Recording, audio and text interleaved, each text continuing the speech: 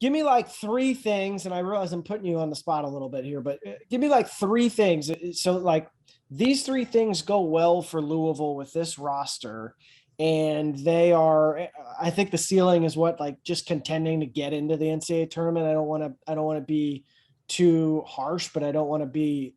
I don't want to give you a Sure. ceiling that's like Yeah. Final Four. But what are three things that you think would need to go right for them to nudge that ceiling of being a tournament team?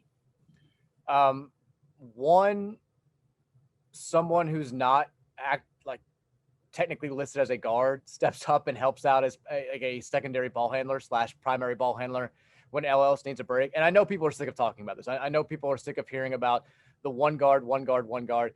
We have every single day on the radio show on the text line, like there's like 50 people who are like, any guards coming soon? Got any guards? What's up with the guards? And I get like, but it is a, you can't say it's not a valid concern.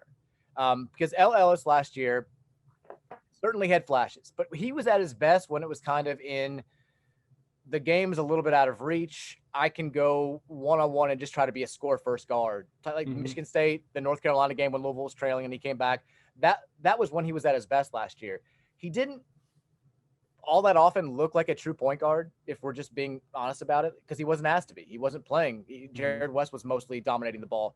He was playing off it. But I'm not saying he can't do it, but that's if he can't handle the point guard duties, like Louisville's, they're screwed at that point. There's no other guy that you look at and say, well, he could do it.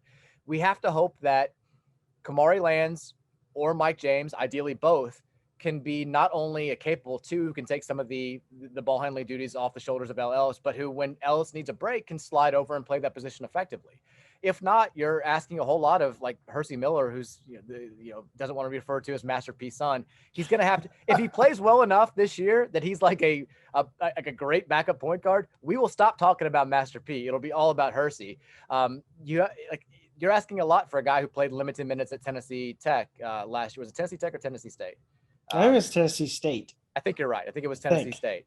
But the fact that we can't name that off the top of our heads is not a great sign for that. But if he is able, then that obviously takes the load off of LLS's shoulders and the other two guys that I just mentioned. But that's one. You've got to find a secondary ball handler.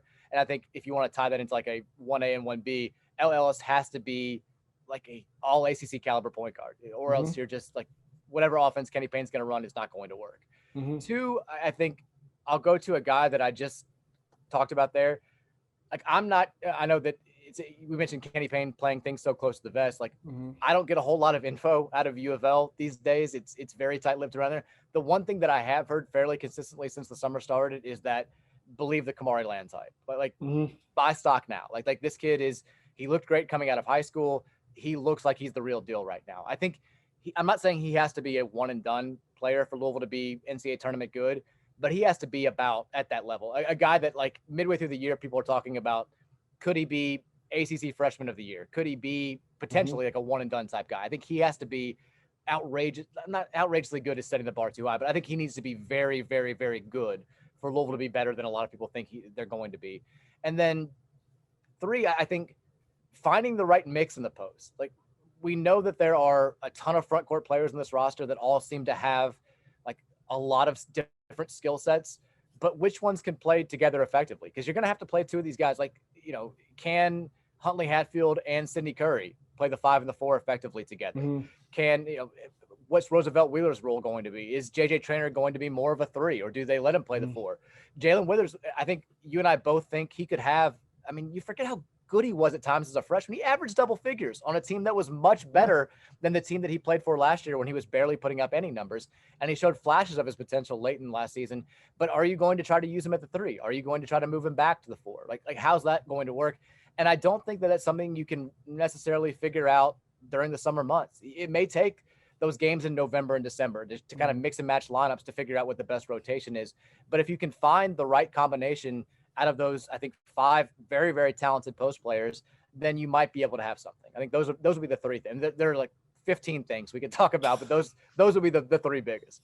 Yeah, I agree with all that. I would throw in health, but I feel like that's kind of just the Sure. obvious, like overarching, shouldn't count as one. But I mean, if you sustain an injury, and I'm knocking on wood, I wouldn't wish this on anybody. But a Sid Curry or a Huntley Hatfield or a Withers, you feel like, okay, that sucks, but you still have some other options in those spots. At guard, it is very thin. Now, if Fabio Basili does end up coming to Louisville, which is still by all indications what the plan is, that he will eventually be able to have everything in order to be able to enroll, he's kind of in the similar vein as Hersey Miller, where you just don't know anything about him. Don't know if he's capable of being a backup point guard in the ACC. Don't know.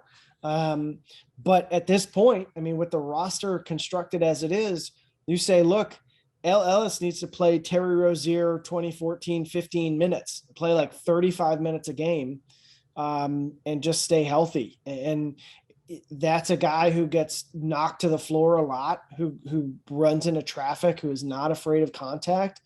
So you've got to do a really good job of managing him, because he is a Porsche, but Porsches can get driving pretty quickly and get knocked off their path. And you just have to figure out a way to keep him upright, because you weren't able to find other options to help him out.